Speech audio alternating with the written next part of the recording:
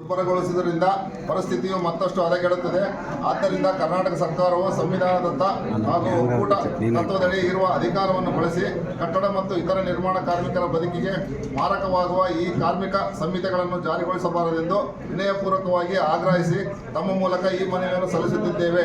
ಕಟ್ಟಡ ಮತ್ತು ಇತರ ನಿರ್ಮಾಣ ವಲಯದ ಕಾರ್ಮಿಕರು ಅತ್ಯಂತ ಹೆಚ್ಚು ಅಂಚಿನಲ್ಲಿರುವ ವ್ಯವಸ್ಥಿತವಾಗಿ ಅಸುರಕ್ಷಿತ ಮತ್ತು ದೈಹಿಕವಾಗಿ ಶೋಷಣೆಗಾಗಿ ಒಳಗಾಗಿರುವ ವಿಭಾಗವಾಗಿದೆ. ಭಾರತದಲ್ಲಿ ಅಧಿಕೃತ ಅಂಕಿಅಂಶಗಳ ಪ್ರಕಾರ 5.1 ಕೋಟಿ ನಿರ್ಮಾಣ ಕಾರ್ಮಿಕರಿದ್ದಾರೆ. ಆದರೆ ಇವರ ಸಂಖ್ಯೆ 8 ಕೋಟಿಗಿಂತ ಅಧಿಕವಾಗಿದೆ ಎನ್ನುತ್ತೇವೆ. ಅನಧಿಕೃತ ಲೆಕ್ಕಾಚಾರಗಳು ವಾರ್ಷಿಕ ಒಟ್ಟು ದೇಶೀಯ ಉತ್ಪನ್ನದ ಶೇಕಡಾ 9% ಪಾಲು ನಿರ್ಮಾಣ ವಲಯದ ದುಡಿಮೆಯಿಂದ ಬರುತ್ತದೆ. ಹೀಗಾಗಿ ನಿಸ್ಸಂದೇಹವಾಗಿ ಅವರ ಸಂಖ್ಯೆ ಮತ್ತು ಕೊಡುಗೆ ಇನ್ನೂ ಹೆಚ್ಚಿರುತ್ತದೆ.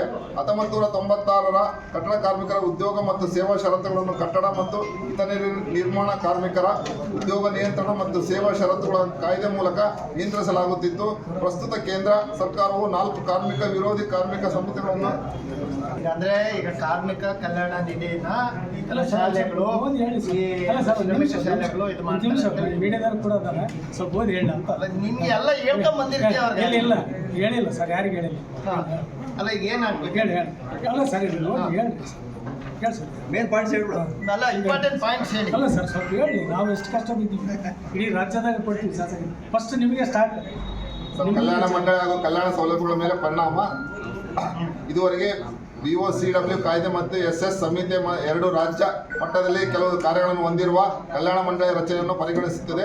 ಕಾಯ್ದೆಯು S.22 ಮತ್ತು SS ಸಂಹಿತೆಯ ಸೆಕ್ಷನ್ 7/6 ಆದ್ಯವಾಗಿ ಈ ಮಂಡಳಿ ಕಾರ್ಯಗಳನ್ನು ಈ ಕಾಯ್ದೆ ಬದಲಾಯಿಸಲಾಗಿದೆ. 1. ಅಪಘಾತ ಸಂದರ್ಭದಲ್ಲಿ ತಕ್ಷಣದ ಸಹಾಯವನ್ನು ತೆಗೆದುಹಾಕಲಾಗಿದೆ. 2. ಫಲಾನುಭವಿಗೆ ಮನೆ ನಿರ್ಮಾಣಕ್ಕಾಗಿ ಸಾಲ ಮತ್ತು ಮುಂಗಡಗಳನ್ನು ಮಂಜೂರು ಮಾಡುವುದನ್ನು ಕೈಬಿಡಲಾಗಿದೆ. 3. ಫಲಾನುಭವಿಗಳ ಮಕ್ಕಳ ಶಿಕ್ಷಣಕ್ಕೆ ಆರ್ಥಿಕ ಸಹಾಯ ನೀಡುವ ಶೈಕ್ಷಣಿಕ ಧನ ಸಹಾಯವನ್ನು ಕೈಬಿಟ್ಟು ಆ ಕುರಿತು ತೀರ್ಮಾನಿಸಲು ಸರ್ಕಾರಗಳ ವ್ಯಾಪ್ತಿಗೆ ಬಿಡಲಾಗಿದೆ. 4. ಇದುವರೆಗೂ ಬೆಂಗಳೂರಿಗೆ ಹೋಗಿ ಬರ್ತಾ ಇದ್ದೀನಿ. ಅಲ್ಲ ನಾನು ಡೈರೆಕ್ಟ್ ಮಿನಿಸ್ಟರ್ ಹತ್ರ ಕೂರಿಸ್ತೀನಿ, ಅರ್ಧ ಗಂಟೆ ಟೈಮ್ ಕೊಡಿಸ್ತೀನಿ ಆಯ್ತಾ.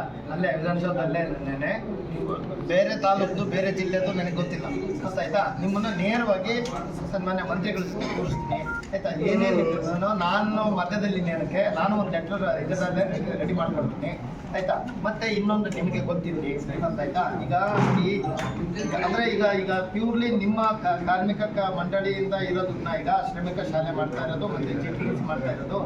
ಹೌದು ಸರ್.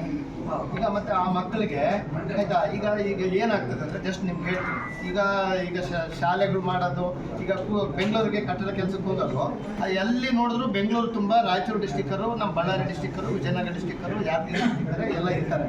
ಆ ಸಣ್ಣ ಮಕ್ಕಳು ಜೊತೆಗೆ ಅಲ್ಲೇ ತಗೊಂಡು ಶಾಲೆನ ಬಿಡಿಸಿ ಯಾವುದಾದ್ರು ಕೆಲವು NGOಗಳು ಅಲ್ಲಿ ಇಲ್ಲಿ ಮಾಡಿಸ್ತಾ ಇದ್ದಾರೆ. ಏನೋ ಸ್ವಲ್ಪ ಶಾಲೆಗಳಿಗೆ ಹೋಗ್ಬೋದು, ಉಳಿದಿರೋವೆಲ್ಲ ಹಂಗೆ ಸ್ಕೂಲ್ ಡ್ರಾಪ್ಔಟ್ ಹಂಗೆ ಇರ್ತವೆ ಆಯ್ತಾ. ಇವು ಈಗ ಇಂಥ ಒಂದು ಶ್ರಮಿಕ ಶಾಲೆಗಳಾಗೋದ್ರಿಂದ ಅವ್ನು 4ನೇ ಕ್ಲಾಸ್ ಸೇರಿದ್ರೆ PUC ವರ್ಗು ಜೀವನ ಎಲ್ಲ ಶ್ರಮಿಕ ಶಾಲೆ ಮಕ್ಕಳಿಗೆ ಕಾರ್ಮಿಕರ ಇದಿರೋದಕ್ಕೇನೆ ಅದು ಉಪಯೋಗ ಆಗುತ್ತೆ ಅರ್ಥ ಆಯ್ತಾ. ಅವ್ರ ಮಕ್ಕಳದ್ದು ಜೀವನನೇ ಸೆಟ್ಲ್ ಆಗುತ್ತಲ್ಲ ಈಗ ಬಿಟ್ಟು ಹೋದ್ರೆ. ಕಾಫಿ ದುಡಿಯೋಕೆ ಹೋದ್ರೆ ಎಲ್ಲಿಗೆ ಯಾವ ಎಸ್ಟೇಟ್ಗೆ ಹೋದ್ರು, ಬೆಂಗಳೂರಿಗೆ ಕಟ್ಟಡ ಕೆಲಸಕ್ಕೆ ಹೋದ್ರೆ ಕೂಡ ಅಟ್ಲೀಸ್ಟ್ ಅವ್ರ ಮಕ್ಕಳಿಗೆ ಶಾಲೆ ಸಿಕ್ಕರೆ ಆಯ್ತಾ. ಈಗ ಹೋದ ವರ್ಷ 42 ಕೊಟ್ಟಿದ್ರು, ಈ ಸರಿ 60 ಕೊಟ್ಟಿದ್ದಾರೆ. ಮತ್ತೆ ಈಗ 10 GTTC ಕೊಟ್ಟಿದ್ದಾರೆ. ಸೊ ಇದರಿಂದ ಮೇನ್ಲಿ ಕಾರ್ಮಿಕ ಮಕ್ಕಳಿಗೆ ಮೊನ್ನೆ, ಯಾಕಂದ್ರೆ ನಾನು ಯಾಕೆ ಹೇಳ್ತೀನಿ ಅಂದರೆ ಸಚಿವರ ಜೊತೆ ನಾನು ಕೂತಿದ್ದೆ ಆಯಿತಾ. ಅವತ್ತು ಇದ್ರ ಬಗ್ಗೆ ಸ್ವಲ್ಪ ಮಾಹಿತಿ ಕೊಡ್ತಾ ಇದ್ರು, ಏನು ಮಾಡ್ತಾ ಇದ್ದೀವಿ ಏನಿಲ್ಲ ಅಂತ ಹೇಳ್ಬಿಟ್ಟು.